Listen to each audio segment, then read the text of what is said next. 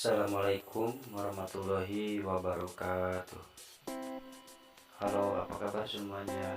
Semoga kita sehat selalu. Amin ya Allah ya Rabbal Alamin. Oh ya, ketemu lagi dengan saya Andi Permana SPD dalam kegiatan MPLS tahun 2020. Dalam kesempatan ini saya akan menyampaikan materi yang berjudul Pendidikan Anti Korupsi. Silakan kalian simak video ini sampai dengan tuntas. Selamat menyaksikan.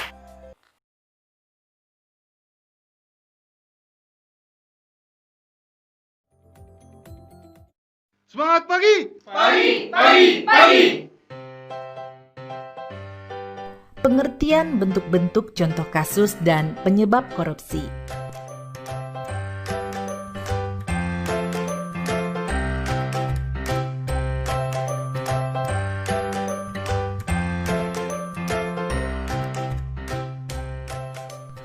Secara harfiah, korupsi atau corruptio yang berasal dari bahasa Latin berarti busuk.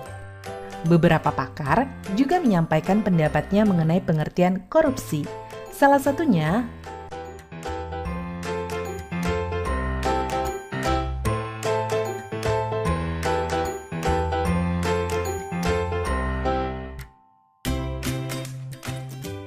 korupsi sudah sangat meresahkan. Maka banyak lembaga-lembaga anti korupsi didirikan. Salah satu dari lembaga ini juga mengemukakan pengertian korupsi, yaitu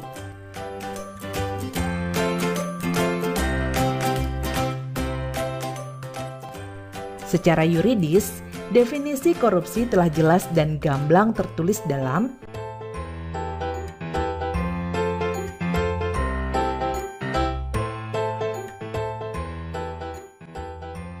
definisi tersebut kurang lebih memiliki inti arti, yaitu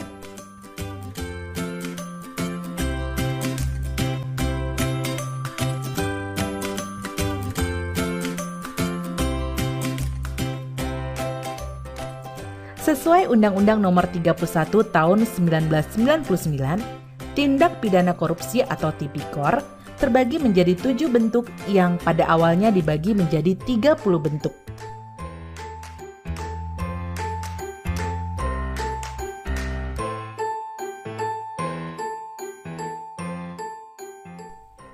Pertama, merugikan keuangan negara.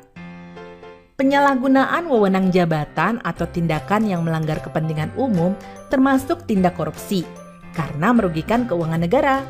Misalnya, mobil dinas yang disediakan untuk keperluan pekerjaan pejabat negara justru digunakan untuk kepentingan pribadi dan keluarganya. Selanjutnya, suap menyuap.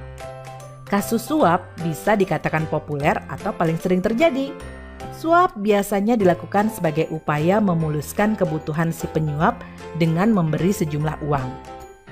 Contoh kasus suap yang hampir setiap hari kita temui di jalan adalah para pelanggar lalu lintas yang memberi sejumlah uang kepada polisi agar lolos dari hukuman.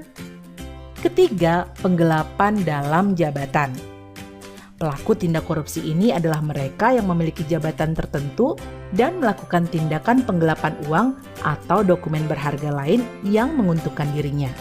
Contoh kecil yang mungkin pernah terjadi di sekitar kita adalah menggunakan kwitansi kosong agar nominal uang di dalamnya dapat direkayasa oleh si pelaku. Keempat, pemerasan. Pemerasan merupakan perbuatan pihak yang menyalahgunakan kekuasaannya untuk memaksa orang lain melakukan sesuatu yang menguntungkan dirinya. Contohnya, pungutan liar atau pungli yang dikenakan oleh aparat kepada masyarakat sebagai tarif pengurusan dokumen tertentu. Padahal, seharusnya pengurusan dokumen ini bebas biaya. Kelima, perbuatan curang. Segala bentuk kecurangan termasuk tindak korupsi. Sebagai contoh, pemborong proyek bangunan yang melibatkan kecurangan kontraktor, tukang, ataupun toko bahan bangunan. Keenam, benturan kepentingan dalam pengadaan, atau yang dikenal dengan conflict of interest. Maksudnya adalah seorang pejabat yang dihadapkan pada peluang untuk menguntungkan dirinya sendiri, keluarga, ataupun kroni-kroninya. Misalnya, meskipun dilakukan tender dalam proyek, pegawai negeri ikut terlibat dalam proses dengan mengikut sertakan perusahaan miliknya. Terakhir adalah gratifikasi. Tindak pidana korupsi ini sangat dekat dengan masyarakat. Bahkan banyak yang tidak sadar bahwa secara tidak langsung mereka melakukan gratifikasi. Gratifikasi merupakan pemberian hadiah dalam bentuk apapun kepada pejabat publik dengan harapan adanya timbal balik dari si penerima. Hadiah yang diberikan bisa berbentuk tiket perjalanan gratis, paket liburan gratis, parsel hari raya, dan lain sebagainya.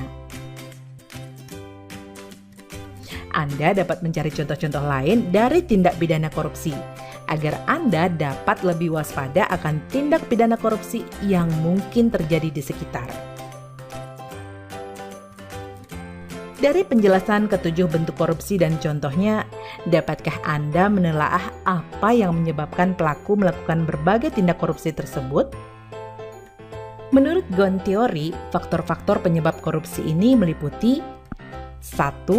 Greeds atau keserakahan, 2. Opportunities atau kesempatan, 3. Needs atau kebutuhan, dan 4. Exposure atau pengungkapan, yang berarti konsekuensi yang dihadapi oleh pelaku kecurangan apabila pelaku terbukti bersalah. Pendapat lain menyebutkan bahwa korupsi dapat terjadi karena terpaksa, memaksa, dan dipaksa. Anda dapat mencari tahu lebih lanjut tentang ketiga penyebab korupsi tersebut untuk meyakinkan Anda bahwa motif pelaku dalam melakukan korupsi itu beragam.